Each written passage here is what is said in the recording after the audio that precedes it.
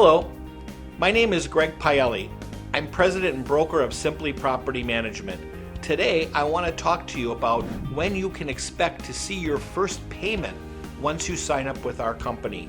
And the answer to that question is it depends on when you sign up with our company and whether or not we collect funds in the first month. We always pay on the second or the third of the month for the prior month.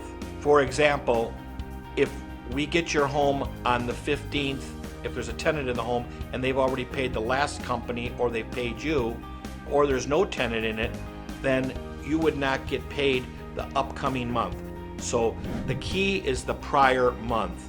Any money that was collected in the prior month, we will take, subtract any fees, and then we will direct deposit the remaining amount into whatever account you have chosen on your portal.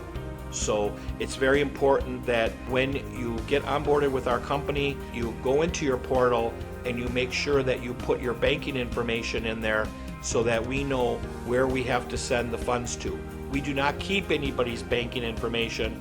If there is no banking information placed into the portal, you will not receive funds. If you have any questions about this, please feel free to give me a call. Thank you very much.